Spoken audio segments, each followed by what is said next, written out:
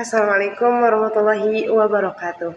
Halo teman-teman, di video kali ini saya akan menjelaskan tentang revolusi industri dan perkembangannya hingga ke revolusi industri 4.1. Topik ini sangat penting karena dari sinilah kita bisa memahami bagaimana teknologi mengubah cara hidup dan cara bekerja manusia dari masa ke masa. Revolusi industri adalah perubahan besar dalam cara manusia memproduksi barang. Awalnya, manusia mengandalkan tenaga hewan dan tenaga manusia untuk membuat sesuatu. Namun, sejak pertengahan abad ke-18, tepatnya sekitar tahun 1750 hingga 1840, mulai digunakan mesin untuk membantu pekerjaan manusia. Perubahan ini pertama kali terjadi di Inggris dan dimulai dengan penemuan mesin uap oleh James Watt. Dari sinilah ekonomi dunia mulai merubah dari ekonomi pertanian menjadi ekonomi industri. Sebelum revolusi, masyarakat Inggris masih menggunakan alat tradisional seperti cangkul, parang, dan sekop. Produksi dilakukan di rumah atau yang disebut home industry. Setelah revolusi, semuanya berubah. Pabrik-pabrik bermunculan, tenaga manusia digantikan oleh mesin, dan produksi bisa dilakukan secara massal. Namun, perubahan besar ini juga berdampak sosial.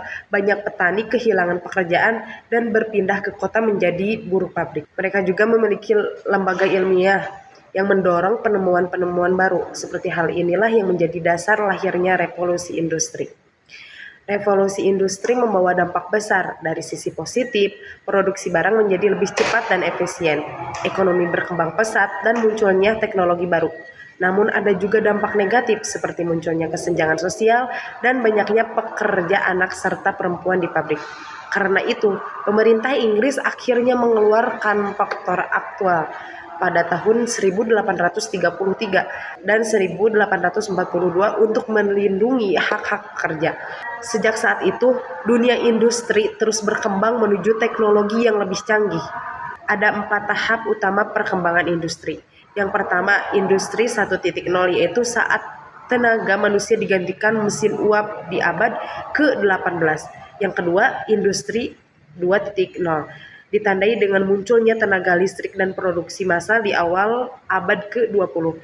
Yang ketiga, ada industri 3.1 pada tahun 1970-an, ketika komputer dan teknologi digital mulai digunakan untuk otomatisasi produksi.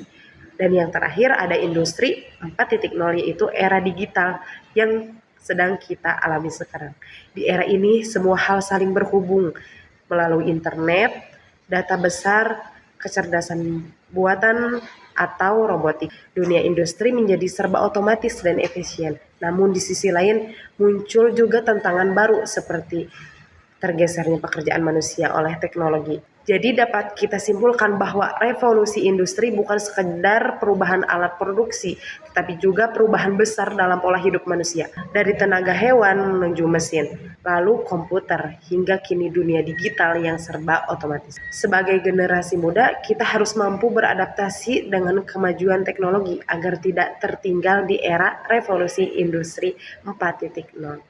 Terima kasih sudah menonton, semoga penjelasan ini bermanfaat. Sekian, wassalamualaikum warahmatullahi wabarakatuh.